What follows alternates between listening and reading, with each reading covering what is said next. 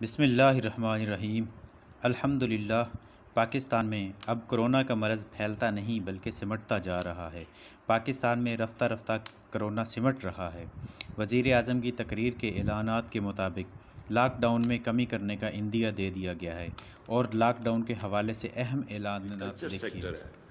اس کے اندر مکمل طور پہ ہم نے ان کو کام کرنے دینا ہے، کیونکہ ہم نے یہ بھی دھیان رکھنا ہے کہ یہاں ہمارے 22 کروڑ لوگ ہیں، ان کو ہم نے کھانا پینا بھی دینا ہے۔ اور خاص طور پہ آج کل جب گندم کی کٹائی شروع ہو چکی ہے تو ہم نے مکمل طور پہ اپنے ایگریکلچر سیکٹر کو دیہات کے اندر ہم نے انہوں نے کہا کہ کوئی لاک ڈاؤن نہیں ہے۔ ہم نے جو لاک ڈاؤن اصل میں کیا ہے وہ شہروں میں کیا ہے۔ اب شہروں کے اندر بھی ہمیں سب کو خبریں آنی شروع ہو گئی ہیں، اور وہ ہونا ہی تھا کہ لوگوں کے حالات برے ہیں، مزدوروں کے، ڈیلی ویجرز کے اس وقت برے حالات ہیں۔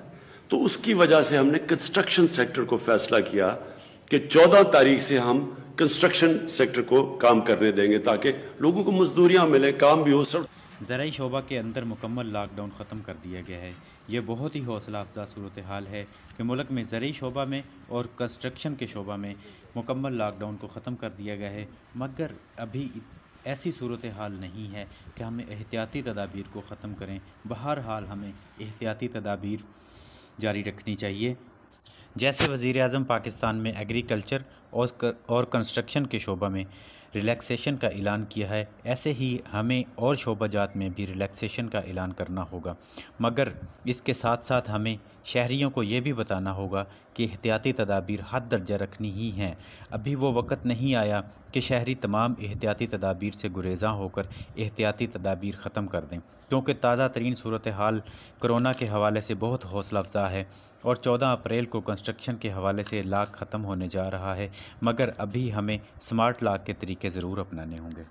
دوستو، اگر آپ کو آج کی یہ ویڈیو پسند آئی ہے تو اس کو لائک کر کے اپنے دوستوں کے ساتھ واٹس ایپ اور فیس بک پر ضرور شیئر کریں، اور نیچے کمنٹ باکس میں ہمیں اپنی قیمتی اور بہترین تجاویز سے بھی آگاہ رکھیے گا۔